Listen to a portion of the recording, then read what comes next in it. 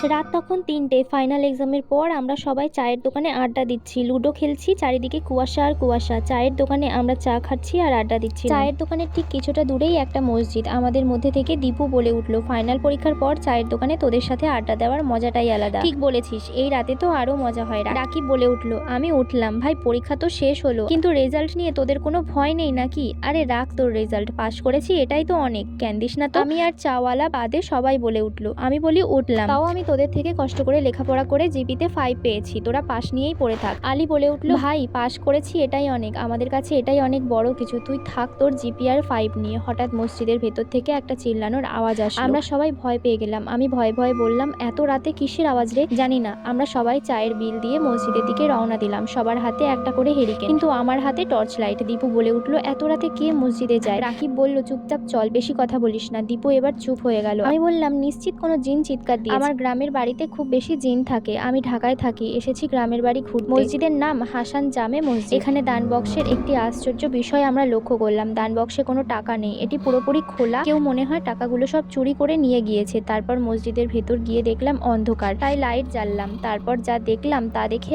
আমার ও আমার বন্ধুদের মাথা ঘুরে গেল। দেখলাম আমাদের গ্রামের কবির চাচার মৃতদেহ। কবির চাচা এই গ্রামের একজন সম্মানিত ব্যক্তি, কিন্তু তিনি কিভাবে মারা গেলেন? আর তার চেয়েও আশ্চর্যের বিষয় হলো, কেউ তার মাথা আর শরীর থেকে আলাদা করে ফেলেছে। আমরা ভয়ে এক মুহূর্ত না থেকে আমিও আমার বন্ধুরা সেখান থেকে দ্রুত পালিয়ে গেলাম। তারপর আমরা যে যার বাসায় চলে গেলাম, আর তারপর আমি বাসায় গিয়ে ঘুমিয়ে পড়েছিলাম। সকালবেলায় উঠে আমি খেয়ে দিয়ে বাইরে হাঁটতে গেলাম। আমি মসজিদের পাশ দিয়েই যাচ্ছিলাম, তখন দেখি পুলিশেরা সেই মাথা আলাদা করা কবির চাচার লাশ মসজিদের ভেতরে পান। দেখলাম কবির চাচার স্ত্রী খুব কান্নাকাটি করছে। কবির চাচার ছেলে বিদেশে থাকে, তার ছেলে বিদেশ থেকে দেশে এসেছে। কবির চাচার ছেলেও তার বাবার জন্য খুব বেশি কাঁদছিল। তারপর কবির চাচার জানাজা হয়। ওনার জানাজা পড়তে গ্রামের সবাই এসেছিল, অথচ একজন আসলো না। আমি বাসায় বসে চিন্তা করছিলাম কিভাবেই বা মারা গেলেন তিনি। তখন আমার একটা জিনিস মনে পড়ে গেল, সেটা হচ্ছে মসজিদের বাইরে এবং ভেতরে সিসিটিভি ক্যামেরা আছে, সেটি দিয়েই তো দেখা যাবে কে কাকে মেরেছে। এত ভাবনা চিন্তা না করে ডিরেক্ট পুলিশ স্টেশনের দিকে রওনা দিলাম। পুলিশ স্টেশনে যাওয়ার পর দেখা হলো পুলিশ অফিসারের সাথে। আমি অফিসারকে বললাম যাতে তিনি মসজিদের ভেতরে এবং বাইরে সিস্টেম ফুটেজ দেখতে পারেন।